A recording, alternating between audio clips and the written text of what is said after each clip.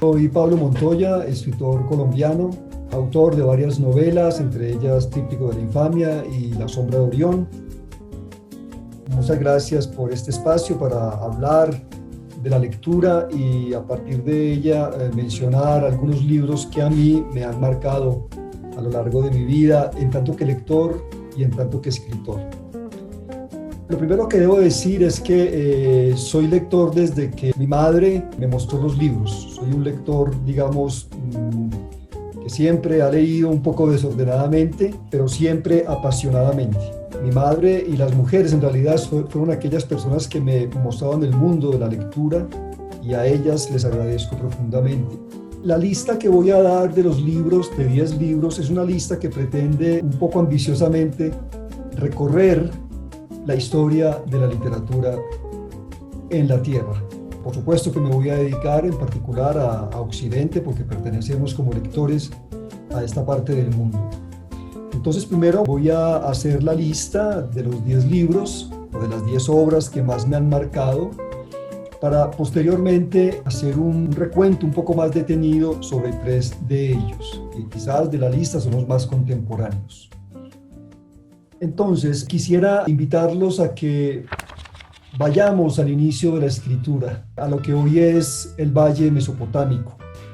Y quisiera hablarles de un libro que me parece fundamental porque de él nace en realidad toda la literatura. Borges decía de este libro que se llama el Gilgamesh, que es un libro escrito hace más de 4000 años, que ahí ya estaban todos los temas de la literatura: el viaje, la muerte, el erotismo, la amistad, el asombro por la naturaleza. Y creo que a pesar de que el Gilgamesh nos ha llegado hasta nuestros días como un libro fragmentado, porque la historia de cómo se ha reconstruido ese libro es verdaderamente extraordinaria, es un trabajo que han hecho los paleontólogos, los arqueólogos conjuntamente, y nos han mostrado entonces, no la totalidad del libro, pero sí una buena parte, como para darnos cuenta que en ese periodo ya el hombre era lo que es en la literatura. Por eso me parece importantísimo que siempre que intentemos hacer un recorrido por la historia de la literatura, partamos del Gilgamesh, que es de un autor anónimo. El segundo libro también pertenece a la antigüedad. En realidad voy a dedicarme un poco a estos libros antiguos porque me parecen, en lo que a mí respecta, fundamentales. El segundo libro, que es un libro religioso, pero que yo lo tomo como un libro de literatura, se llama la Biblia. Allí también creo que están concentrados los grandes temas, a pesar de que son tratados por una mentalidad semita en particular, pero la Biblia es fundamental, me parece a mí, y creo que allí están los mitos fundadores de nuestro imaginario literario, particularmente en el Antiguo Testamento. Hay libros, ustedes saben que la Biblia está conformada a su vez por muchos libros, pero hay libros verdaderamente prodigiosos como el Génesis, como el Éxodo, por ejemplo, como el Eclesiastés, que es un libro de una gran profundidad, como el Cantar de los Cantares, que es el libro quizás de ese periodo más erótico y más amorosamente escrito, sin contar, por ejemplo, sin hablar de libros como son los Evangelios, que son tan fundamentales en la historia de nuestra manera de entender a los hombres y a ese supuesto Dios en el que creen los cristianos. Luego, el tercer libro es un autor que escribió muchas tragedias, pero que solamente se conservan 6. Me refiero a Sófocles. Sófocles es el autor de 6 tragedias, de las cuales 2 me parecen textos fundamentales y que a mí me marcaron profundamente cuando era un niño, porque a esa edad fue que los leí, cuando tenía 8 o 9 años, en una edición de clásicos para niños y jóvenes. Yo leí Edipo Rey y Antígona, y me parecieron 2 obras verdaderamente extraordinarias. No las entendí a los 8 años cabalmente. Es imposible entender del todo una obra tan compleja, tan trágica, tan impresionante y tan hermosamente escrita como es Edipo Rey.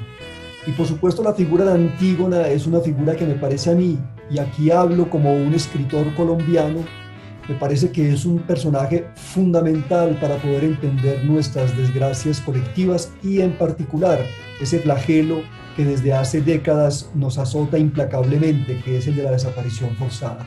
Antígona es quizás de todos los personajes antiguos de la literatura el más actual, porque en realidad en Colombia y en América Latina estamos llenas de Antígonas que están buscando desesperadamente los cuerpos de sus seres queridos para enterrarlos dignamente. Entonces esas dos tragedias son altamente recomendables, las 6 en general de Sófocles, pero estas dos son, me parece a mí, monumentos de la literatura de todos los tiempos. El cuarto libro es La Divina Comedia, de Dante. La Divina Comedia, como todos sabemos, es un libro del medioevo, es un libro escrito en lengua toscana, es un libro que está dividido en 3 partes, el infierno, el purgatorio y el paraíso. Pero yo creo que el infierno de estos 3 movimientos o estas 3 facetas de la Divina Comedia es el gran momento de la literatura medieval y quizás uno de los grandes momentos de todas las literaturas del mundo. La Divina Comedia es un descenso a el mundo de los muertos y es como si Dante nos enseñara y nos dijera desde su tiempo lo importante, lo fundamental que es para nosotros los vivos establecer un diálogo con los muertos, ¿sí? Por eso recomiendo vivamente la lectura de la Divina Comedia, que la podemos leer en su versión en verso, que hay traducciones al castellano muy buenas, pero también la podemos leer en su versión, digamos, en prosa, que así fue como yo la leí por primera vez también cuando tenía 10 o 11 años y quedé tremendamente impactado por la Divina Comedia y en particular por el infierno. Y siempre he esperado que estas industrias cinematográficas tan expertas en efectos especiales hagan una versión del infierno verdaderamente impresionante, así como han hecho El Señor de los Anillos o como han hecho películas sobre Ulises o sobre otros personajes literarios. El quinto libro, y ya entramos aquí al Renacimiento, es un libro que me parece a mí muy importante porque me ha enseñado mucho frente a lo que es el ejercicio de la escritura, de la lectura y también el ejercicio de ser humano. Me estoy refiriendo a los ensayos de Michel de Montaigne, que es un escritor francés y que escribió estos ensayos que están reunidos a veces en 3 volúmenes, a veces en 2 volúmenes, en un momento muy álgido de la historia de Francia y de Europa, que es el momento de las guerras de religión. ¿Por qué es importante leer los ensayos de Montaigne? Por muchas razones, pero yo creo que unas de las más importantes son las siguientes. En primer lugar, porque nos enseña el ejercicio de la autonomía, que me parece fundamental en la literatura, ¿no? O sea, si yo soy escritor, si soy lector, es porque me interesa defender a capa y espada la autonomía. ¿Qué es defender la autonomía? Es defender la libertad de pensamiento, fundamentalmente. Es defender la libertad de expresión. Y yo creo que Montaigne plantea desde diferentes ópticas, reflexionando sobre diferentes facetas de la vida de los hombres, ese continuo ejercicio. Pero a su vez enseña la tolerancia, que es tan importante, el respeto hacia los otros. En un siglo XVI tan intolerante y tan agresivo y tan violento, Montaigne es de los pocos hombres de letras que enseña el respeto por la diferencia cultural. En un momento que se hacía la conquista de América, por ejemplo, uno de los pocos que habla de la necesidad de respetar el mundo de los indígenas recién descubiertos, entre comillas, por los europeos, es Montaigne. Sin hablar, por supuesto, de los ensayos de Montaigne dedicados a la amistad, al amor, al ocio. Yo creo que es importantísimo también hablar de esa enseñanza que nos manifiesta o nos transmite un escritor como Michel de Montaigne en sus ensayos. Desafortunadamente los ensayos de Montaigne fueron traducidos al castellano finalizando en la segunda mitad del siglo XIX. O sea que imagínense, es un libro que es escrito a fines del siglo XVI y solamente llega al castellano con muchas reservas en la traducción casi 3 siglos después. Yo no sé qué hubiera pasado si nosotros hubiéramos leído a Montaigne desde su mismo año de publicación. Quizás hubiéramos construido sociedades más diferentes, sociedades más respetuosas, más tolerantes, sociedades que estarían afincadas profundamente en la necesidad de respetar el libre albedrío, que es todo lo que enseña, repito, Michel de Montaigne. El sexto libro del cual quisiera hablarles no es en rigor un libro, es un cuento largo, denominado muchas veces por los historiadores de la literatura como un cuento filosófico, que es un cuento de un francés también, pero ya es un francés del siglo XVIII, del llamado siglo de las luces, que se llama Cándido, de Voltaire. ¿Por qué es importante leer a Cándido? Porque Cándido es un libro, en primer lugar, es un ejercicio de estilo, Voltaire es un escritor que ya en ese momento maneja con claridad la lengua francesa y la eleva a una categoría superior. Yo no creo que Voltaire sea muy importante, es un juicio personal, por supuesto, ¿no? No creo que sea muy importante por su obra teatral, que fue muy aplaudida en su época, ni por su obra poética, que también fue muy aplaudida en su época. Ni siquiera es importante o tan importante como su obra, entre comillas, filosófica, porque yo no creo que Voltaire haya sido un filósofo. Era un difusor de la filosofía, que es otra cosa. Pero en Voltaire no hay una creación verdadera de un sistema filosófico. Por lo tanto, creo que es un exabrupto llamarlo filósofo. Pero me parece que lo ha hecho más perenne a Voltaire en su obra literaria son los cuentos que él escribió cuando era un viejito ya un poco desengañado de la vida, golpeado por las desilusiones, por el poder, por los poderes imperiales contra los cuales peleó infatigablemente. Escribió unos cuentos como para pasar el tiempo, para divertirse, y resulta que esos cuentos es lo más importante que escribió Voltaire, o al menos es lo que nos llega con mayor potencia y con mayor frescura. Y entre los cuentos filosóficos, Cándido es verdaderamente, es como si hubiera sido escrito ayer. Es la manera en que un hombre cándido recorre un mundo encendido, un mundo lleno de guerras, un mundo lleno de atropellos, un mundo lleno de sinsentidos. Y Cándido nos muestra ese mundo, pero nos lo muestra de una manera muy jocosa, muy divertida y muy irónica. Y creo que esa manera en que lo muestra es lo que lo hace perdurable a este personaje. Cándido finalmente va a denunciar a través de esta actitud, digamos, humorística, irónica, escéptica, va a denunciar todos los poderes políticos, los poderes militares, los poderes religiosos que siempre han atropellado al ser humano. Y creo que Cándido es una manera ejemplar de mostrárnoslo.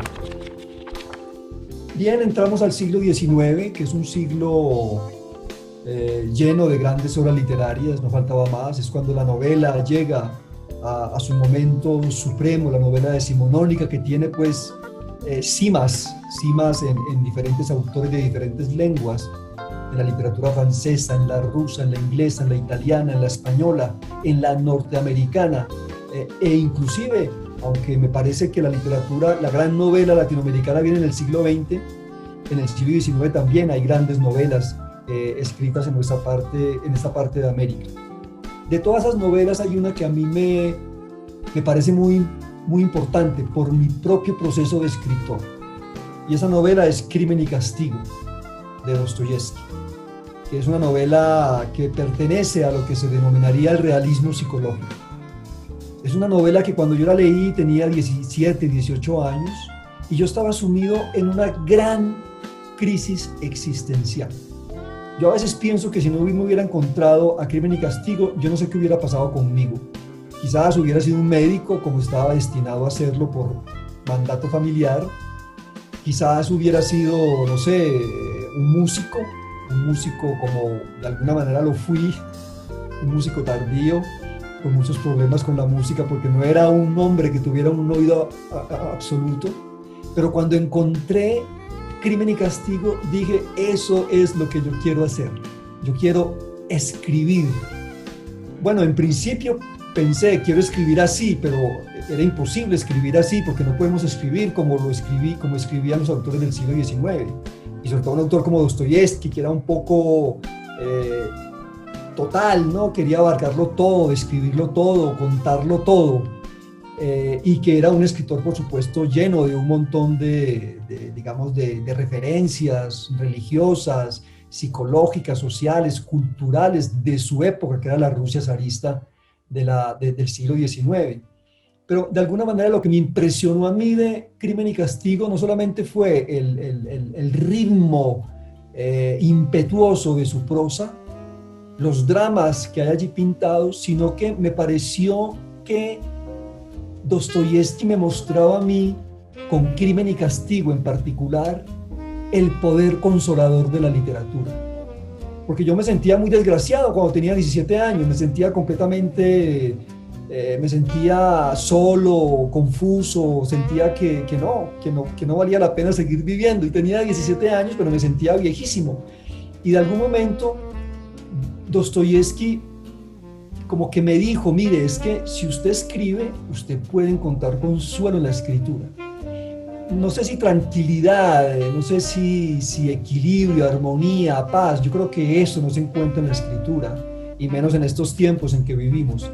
Lo que yo quiero es que, lo que quiero decirles y lo que me dijo a mí, de algún modo, Dostoyevsky en Crimen y Castigo, era que la escritura puede funcionar como un lenitivo, como un consuelo, como una, o más bien como una piedra, como un pilar, ¿no? Que me permitiría a mí de algún modo, y creo que eso es lo que ha pasado con mi vida, permitiría lanzarme hacia los otros, hacia los demás, a través del ejercicio de la escritura.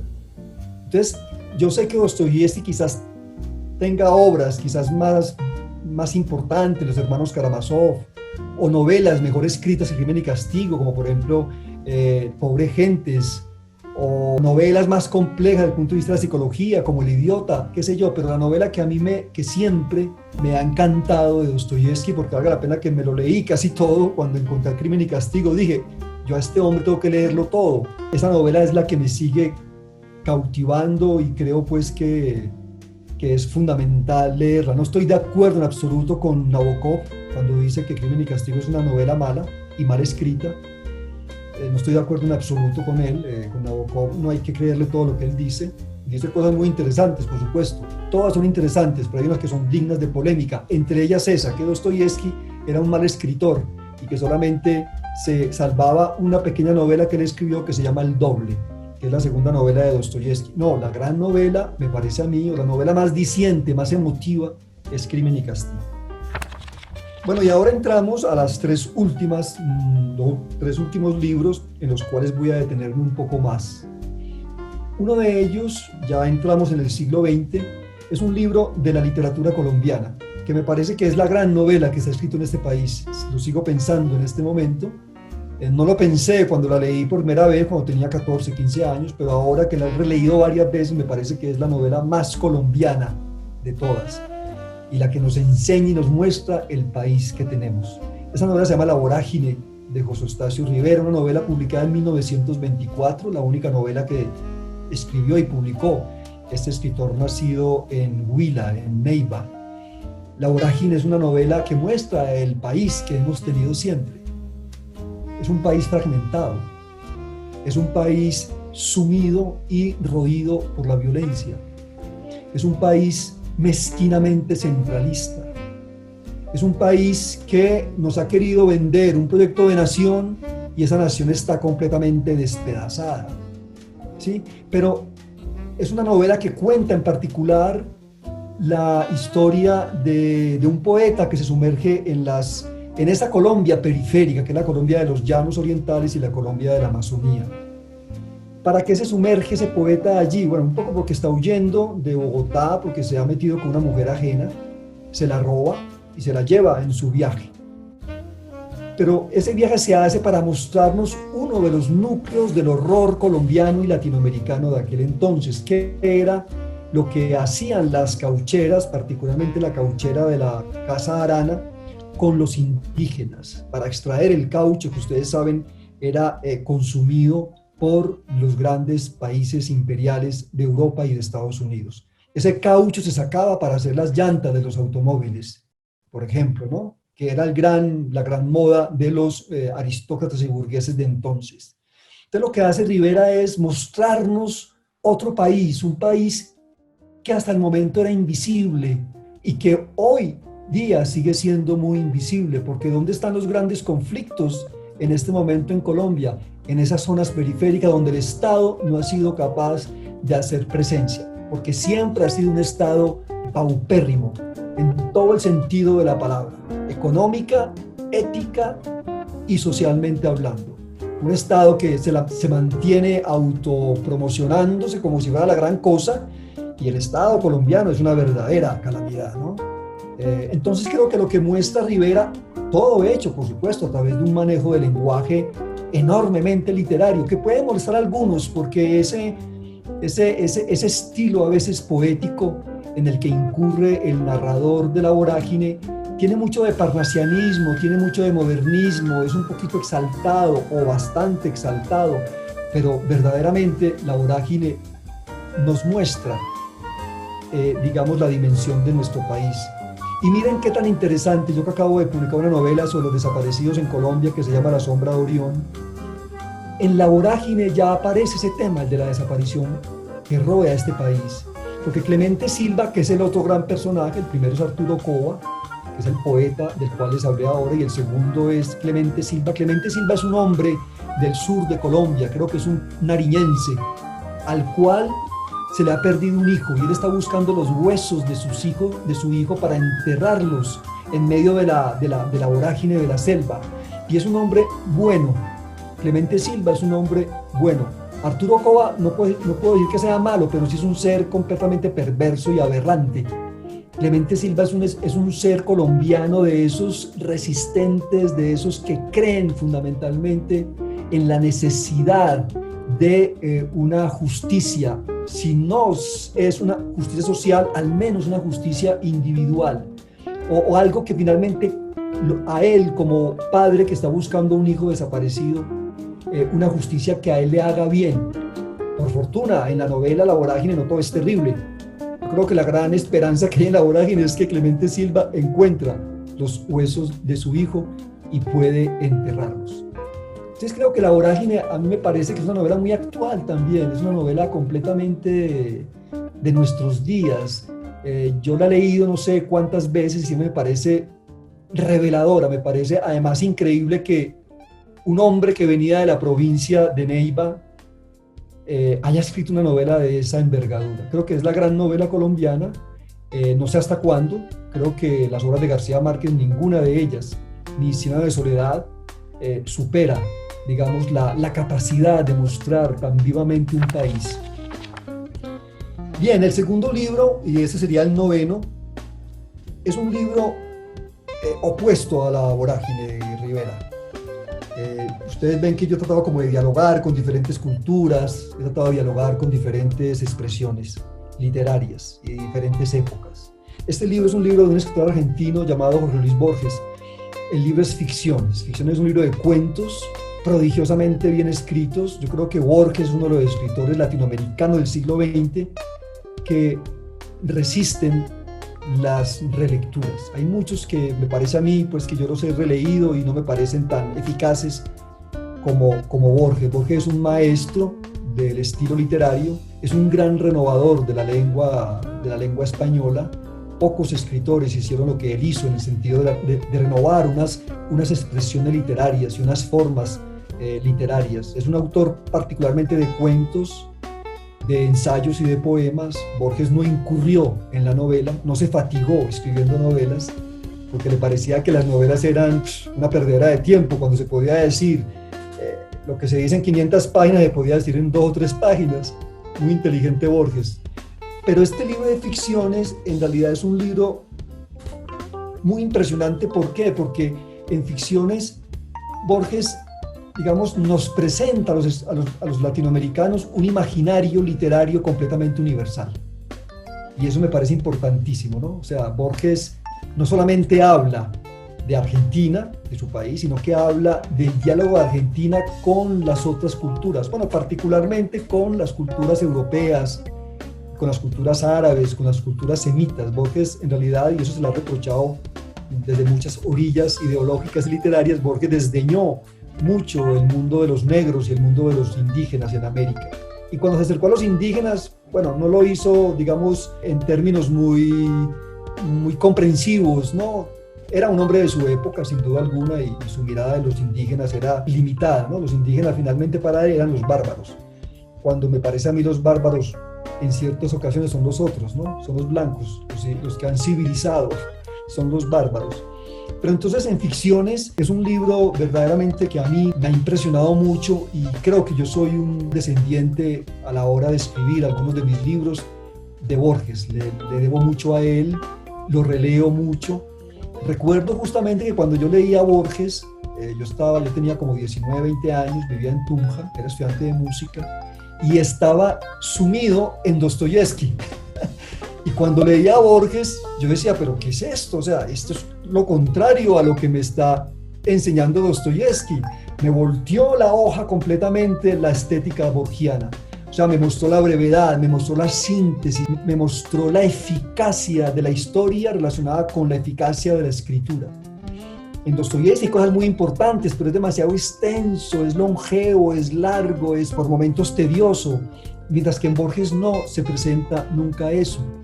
Entonces, claro, la primera impresión con Borges fue de rechazarlo. Recuerdo cuando tenía el libro de Ficciones, la primera lectura, yo lo tiré al suelo diciendo, va de retro. Pero finalmente no, me di cuenta que ahí estaba el camino de la manera en que yo debía no solamente escribir, sino también leer, porque Borges nos enseña a leer de una manera nueva, de una manera distinta. Entonces creo que esta figura latinoamericana es el único latinoamericano que pongo acá. Estuve sopesando a cuál poner en esta lista, o si meter a Carpentier, que es uno de mis maestros, como una novela que aprecio mucho, que se llama El siglo de las luces, o meter, por ejemplo, algún libro de Cortázar, de cuentos, o algún libro de Culfo, que tiene dos libros extraordinarios, que son Pedro Páramo y El llano en llamas. Pero yo creo que Ficciones es el gran libro de cuentos escritos, no solamente en América Latina, sino que creo que en todo el siglo XX. Bueno, ya para terminar, voy a hablar de un libro de Thomas Mann, que es otro de mis grandes maestros desde que soy un lector adolescente, que se llama Doctor Faustus. Doctor Faustus es un libro que a mí me impactó mucho porque yo lo leí cuando yo era músico y cuando quería ser escritor. Y ese libro muestra justamente los dos mundos perfectamente acoplados. El mundo de la literatura y el mundo de la música. El mundo de la música contado por un escritor de un gran conocimiento de la condición humana como fue Thomas Mann, sino también un gran escritor en el sentido en que era un gran conocedor del conocimiento practicado por los hombres. El Doctor Fausto de la historia, una vez más, es la renovación del mito del Fausto.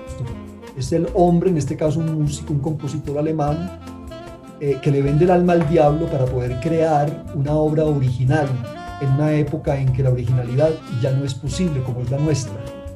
El diablo, por supuesto, le da esa posibilidad, pero se roba su alma. Esa es la historia, ese es el mito fundamental del que trata la novela de Thomas Mann, Doctor Faustus. Pero lo interesante de esta recreación mítica es que todo sucede en medio de la Alemania nazi, o de la Alemania que culmina en ese horror del nazismo. Entonces, lo que me pareció muy interesante y lo que me parece interesante a mí, porque puesto que pienso que es una de las grandes novelas del siglo XX y la gran novela musical de todos los tiempos, Doctor Fausto de Thomas Mann, lo que me parece importante es que él pone como figura principal de las crisis sociales a un creador musical, a un artista. Y yo creo que esa es una de las grandes enseñanzas que yo he recibido de Thomas Mann, en el sentido en que en muchos de mis libros los personajes son artistas, pintores, músicos, dibujantes, fotógrafos, que tratan de enfrentarse a una sociedad en crisis, como siempre son las sociedades, pero particularmente la nuestra, a partir del arte. Esta es la lista de mis 10 libros preferidos. No sé qué lista haría dentro de 3 años. Sé que haría otra si me la hubieran pedido hace 10 años, 5 años. Uno va cambiando en realidad como lector, pero traté de ajustarme a mis gustos, al impacto que me han producido estos libros que comenté y también, por supuesto, a la importancia que ellos tienen dentro de la historia de la literatura mundial. Entonces, muchas gracias por este espacio y que tengan un buen día.